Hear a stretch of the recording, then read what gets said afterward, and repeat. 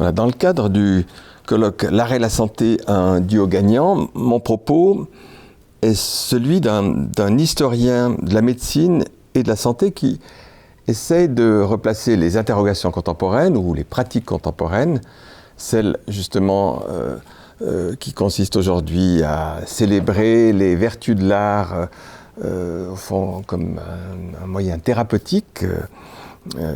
réfléchir à ces pratiques contemporaines dans la longue durée, c'est tout le boulot de l'histoire au fond. Et de ce point de vue-là, je m'intéresse beaucoup aux relations plus générales entre l'art et la médecine en général. Et je m'aperçois qu'il y a une très longue histoire de ces relations entre l'art, les pratiques artistiques et la médecine et les sciences en général. Il faut peut-être déjà rappeler que dans le terme original grec, art se dit techné, qui veut dire aussi technique, voire même science. Enfin, il y a une sorte d'indistinction dans l'étymologie, lorsqu'on remonte au grec ancien, avec cette notion de l'art, qui est en même temps une pratique, et c'est le même terme qu'on utilise pour, par exemple, la médecine, qui est aussi une techné. Et pour les anciens, il est difficile dans le vocabulaire, je parle des anciens, très anciens, les Grecs qui nous ont précédés il y a plus de 2500 ans, en tout cas dans le vocabulaire, il n'y a pas une distinction fondamentale entre la pratique artistique et la pratique médicale, par exemple. Techné pour l'un et pour l'autre, quelque chose qui met en jeu une certaine façon de faire, d'utiliser ses mains, son corps pour faire une pratique, qu'elle soit fabriquer un vase ou masser quelqu'un ou soigner quelqu'un. Il y a une indistinction. Alors, je ne vais pas aller remonter aussi loin, sinon pour rappeler ces principes étymologiques, mais je me fonderai sur une époque un peu plus récente, quand même tout de même ancienne, au moment de la Renaissance. Nous avons tendance à voir dans la Renaissance ce mouvement de la Renaissance, quelque chose qui a fondé notre modernité avec des valeurs sur l'humanisme, résumées par le terme d'humanisme. Et dans cette période, il est bien connu, et nous la regardons un peu comme un âge d'or aujourd'hui, d'une époque où, au fond, vous aviez la possibilité d'être une sorte de savant universel, capable d'être un grand artiste, tout en étant un grand scientifique. Ceci a quelque chose de l'ordre un peu d'un mythe aussi. Il faut bien se rendre compte que les choses que nous représentons aujourd'hui ne sont pas toujours comme ça dans la réalité historique en réalité. Donc nous avons reconstruit un peu un âge d'or d'un moment où l'art et la science, et l'art et la médecine étaient capables d'être... il y avait des humains capables de réaliser l'un et l'autre. Alors l'exemple crucial que nous avons tous en tête, consciemment ou non, c'est celui de Léonard de Vinci, connu pour être un des plus grands artistes, en tout cas de l'art occidental, tout en étant un grand scientifique, un expérimentateur, quelqu'un qui s'intéressait à la construction des machines, au corps humain, à la dissection, tout en faisant la Joconde et la Seine et des peintures qui sont restées marquantes dans l'histoire de l'art occidental. Donc nous voyons cet exemple-là comme un peu un symbole d'une époque dans laquelle il était possible de réunir un peu tous les savoirs et de pouvoir, au fond, avoir une pratique artistique aussi bien que, par exemple, médicale. Voilà quelque chose qui ressemble quand même un peu à un mythe de l'âge d'or, et surtout qui lorsque nous l'évoquons aujourd'hui, évoque une certaine nostalgie d'un paradis perdu, celui d'un humanisme qui aurait peut-être un peu délaissé les pratiques scientifiques et que l'on retrouverait justement relégué dans les pratiques artistiques. Au fond, quelque chose, si on se remémore cette époque, c'est pour se dire, au fond, depuis cette époque-là, de cet âge d'or, nous avons vécu un schisme. Et ce schisme, c'est celui de la modernité même. Ce schisme, c'est celui des sociétés occidentales, technologiques avancées, dans lesquelles, au fond, nous vivons sous le régime, ou plutôt sous deux régimes. Celui des deux cultures, celui de la culture artistique et humaniste, mais qui, en quelque sorte, est séparé radicalement, pour des raisons complexes d'ailleurs, qu'il faudrait pouvoir étudier historiquement et que je n'ai pas le temps de développer ici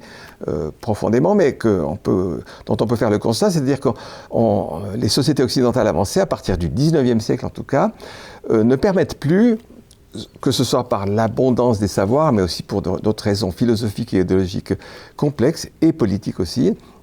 ne permettent plus la réunion en un seul homme de ces deux, en un seul humain de ces deux capacités. Soit on opte pour, en quelque sorte, l'artistique et le littéraire, soit pour le scientifique. Il est devenu difficile de concevoir le scientifique paré des vertus de l'humanisme, par exemple, et réciproquement, l'humanisme réfugié dans la sphère artistique pouvant également se prévaloir de compétences techniques qui seraient celles du domaine scientifique. Je parle de façon très générale, ce qui ne veut pas dire qu'il y ait des possibilités d'embranchement et de conjonction entre l'un et l'autre domaine depuis le XIXe siècle, mais globalement, cela s'est traduit par l'existence de régimes très différents à tous les niveaux, et à commencer par celui de la formation. Vous entrez dans une formation, lorsque vous êtes jeune homme ou jeune femme, et vous entrez dans une formation artistique, par exemple, ou littéraire ou humaniste, ou au contraire une formation technique, scientifique. Au fond, il est devenu difficile de ne pas faire ce choix de l'un et de l'autre. Ça, c'est un exemple parmi d'autres de ce que j'appelle, moi, comme historien, un schisme, si vous voulez, entre, au fond, ces deux langages de la modernité, qu'on pourrait dire, celui de la modernité technique, technologique, scientifique, celle qui nous fait construire des centrales nucléaires, nous fait aller sur la Lune et nous fait guérir le cancer, d'une part, et celle qui produit des œuvres artistiques profondes, qui nous fait réfléchir au sens de l'humain et qui nous engage dans des activités artistiques quelles qu'elles soient. Et l'alliance des deux est devenue quelque chose de problématique. En tout cas, il l'est devenu institutionnellement et politiquement même, et dans les formations des jeunes, de la jeunesse qui est sommée en quelque sorte de choisir entre l'un et l'autre, ceci à partir du XIXe siècle. C'est un constat général qui porte sur un siècle et demi, je dirais, de notre existence culturelle. Or, nous voyons aujourd'hui comme une sorte de troisième étape dans cette histoire que je résume ici. La première étant donc celle d'un âge d'or où les deux capacités en quelque sorte étaient réunies. La deuxième étape étant celle d'un schisme correspondant à l'idée de la modernité occidentale, très complexe, mais reposant sur ces deux fondements, l'un humanisme d'un côté et l'autre technologie avancée de l'autre, et avec la difficulté de réconcilier l'un et l'autre. La troisième étape étant celle d'une réflexion plus critique ou un mouvement un peu de contestation enfin, de ce schisme ou de regret peut-être ou de constat qu'il y avait une crise en fond dans cette schisme et que du point de vue scientifique par exemple, eh bien, on commençait à se dire au fond est-ce qu'on n'est pas allé trop loin avec l'exploration technologique? Est-ce que cette technologie n'est pas aussi en train de nous ruiner, de ruiner notre environnement, y compris de ruiner notre humanité? Bref, il y a des voix critiques qui font appel à notre réflexion critique et qui nous disent, d'ici ou de là, au fond, est-ce qu'il ne faudrait pas retrouver une harmonie qu'on a perdue depuis un siècle et demi, et qui fait que, eh bien, lorsque je suis un scientifique, je suis engagé, ou un médecin, je suis engagé dans quelque chose de très technique, très technologique,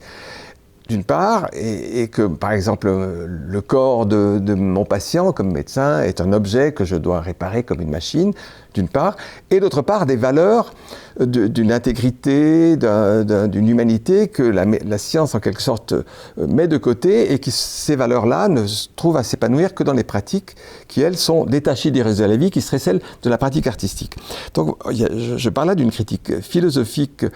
qui se fait entendre depuis plusieurs années, voire quelques décennies, et qui a probablement son origine après les désastres majeurs du XXe siècle, qui ont été celles des guerres mondiales, en particulier la deuxième, où on s'est aperçu que la science, le savoir accumulé, ce savoir-faire, avait servi surtout à construire des machines, à détruire l'humanité. Donc une prise de conscience qu'il y avait une crise, en quelque sorte, dans ce développement d'un côté de la science, et d'autre part de valeurs réfugiées dans une sphère dont on se demandait bien ce qu'elle pouvait servir.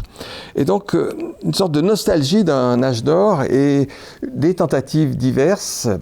que je vois se développer aujourd'hui, que je repasse donc dans ce contexte, qui sont ces tentatives de réfléchir de façon critique et surtout de voir si on ne pourrait pas réunir de nouveau l'art et la science, de faire quelque chose avec ces deux entités plutôt que de les laisser vivre séparément l'une de l'autre. Et je peux prendre 3 exemples de tentatives que j'observe dans notre société contemporaine, ici en tout cas dans nos régions. Le premier exemple d'une réflexion et d'une tentative de développement, c'est d'essayer, avec les moyens de la science, d'expliquer ce que c'est que l'art. Alors je ne sais pas si cette tentative est pertinente ou pas, ou si je l'approuve ou pas, je n'ai pas de jugement de valeur, je constate que aujourd'hui, et depuis quelques années, voire un peu plus d'une décennie, nous avons en sciences médicales, et en particulier dans les neurosciences, beaucoup de neuroscientifiques qui s'intéressent à l'art. Ils s'intéressent comme un moyen d'expliquer ce que c'est que l'humain. Et comment le font ces neuroscientifiques qui plongent en quelque sorte dans les secrets de notre cerveau. Vous savez tous et toutes que les neurosciences aujourd'hui permettent le développement d'une imagerie formidablement complexe qui nous éclaire quelque peu sur les mécanismes de fonctionnement de notre cerveau. Et je vois les neuroscientifiques tenter d'expliquer la pratique artistique en, je vais être presque caricatural, mais disons c'est pour résumer mon propos, en essayant de loger la faculté artistique dans telle ou telle région du cerveau, par exemple. Je simplifie largement le propos des neuroscientifiques et je m'en excuse par avance. Mais au fond, cette tentative-là, c'est d'essayer de dire, mais au fond, est-ce que nous n'aurions pas, comme humains, d'emblée des capacités artistiques qui seraient explicables scientifiquement. Donc une façon de résoudre cette tension que j'ai décrite, héritée historiquement entre art d'un côté, science et médecine de l'autre, serait d'expliquer par les moyens des neurosciences contemporaines, des moyens extraordinairement sophistiqués, scientifiques, une pratique artistique. Et nous voyons fleurir toute une série de recherches extrêmement intéressantes, parfois très problématiques aussi, mais enfin intéressantes et problématiques, ou intéressantes parce que problématiques, justement, d'expliquer, au fond, scientifiquement, les fondements de l'art. Alors, ce qui pourrait être problématique là-dedans, ce serait au fond, de faire de l'art une capacité physiologique comme une autre, et notre part humaniste résiste un peu, évidemment, à cette interprétation-là, qui, au fond, ferait, si on la poussait jusqu'au bout de sa logique, ferait penser que l'art, c'est comme une faculté. Voilà, il y a des gens qui sont très doués au tennis, et puis parce qu'ils ont tel lobe, je ne parle pas du lobe du tennis, mais du lobe cérébral qui leur donne une motilité particulière et qui deviennent des génies du tennis, eh bien vous auriez la même chose, puisque vous avez votre cortex de je ne sais quelle partie de votre cerveau particulièrement compétent, ferez-vous un grand artiste. Au fond, de pouvoir expliquer le grand artiste ou la grande artiste par des capacités purement matérielles. Mais quoi qu'il en soit, et quelle que soit la valeur qu'on attribue à ces tentatives, c'est un premier exemple qui montre que la manière dont nous essayons aujourd'hui de résoudre un peu cette tension entre visée humaniste, visée artistique d'une part, et visée scientifique et technique d'autre part. Un deuxième champ, qui sera mon dernier exemple, et c'est celui qui, au fond, motive d'ailleurs aussi la tenue de ce colloque, art et soins, et art et santé, est-ce que ce sont toutes ce qu'on essaye dans le champ de la médecine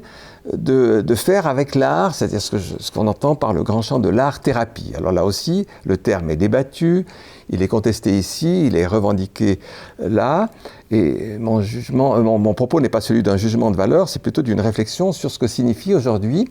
le développement du côté de la médecine, d'aller chercher du côté de l'art ce qu'on ne va pas réussir à trouver du côté nécessairement de la science technologique. Au fond, que permet de faire l'art dans le champ thérapeutique? Et c'est là où je trouve ces tentatives extrêmement intéressantes, et je les vois, moi, ces tentatives de dire, par exemple, eh bien, si l'on prescrivait des visites comme on le fait et comme on l'a appris au cours de ce colloque, on commence à le faire dans certains services hospitaliers, prescrire plutôt ou en parallèle à une thérapie médicamenteuse, pharmacologique, des visites de musées guidées, bien expliquées avec les soignants que seraient les médiateurs culturels, les guides de musée, qui seraient les équivalents des soignants qui vous administrent le médicament. Là, ils vous administrent de l'art de façon à ce que votre globalité, votre humanité soit en quelque sorte restaurée par les moyens de l'art, comme comme est censé le faire la technologie médicale et les autres moyens thérapeutiques, comme la chirurgie ou comme la diététique ou comme je ne sais quoi d'autre. Donc, de nouveau, il n'est pas de mon propos de me dire est-ce que c'est bien, est-ce que c'est pas bien. Je constate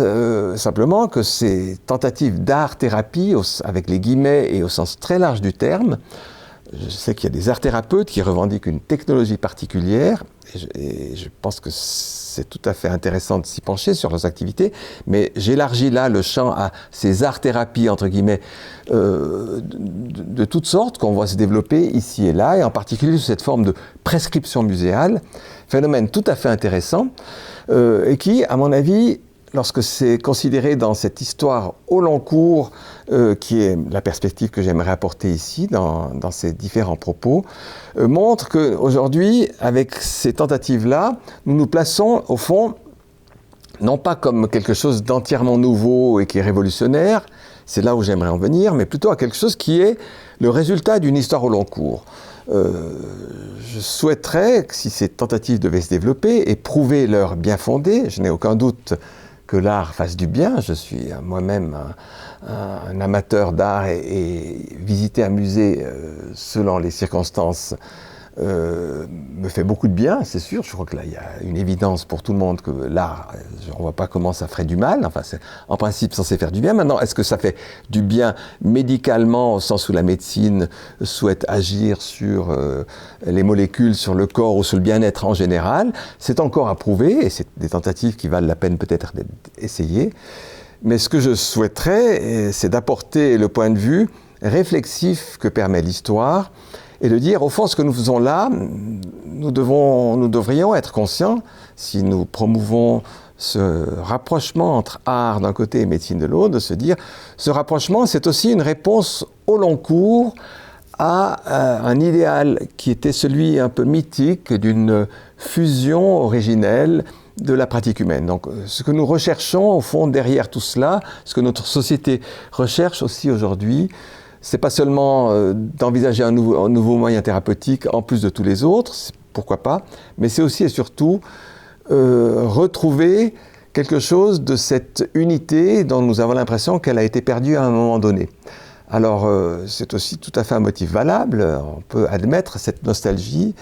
Ce qui me paraît important, c'est de ne pas être victime d'une idéologie qui voudrait dire voilà un moyen nouveau, révolutionnaire et qui va vous guérir du cancer comme les autres moyens. C'est plutôt de replacer ça dans un contexte plus large qui permettrait, à mon avis, de recevoir ces nouvelles tentatives d'explication et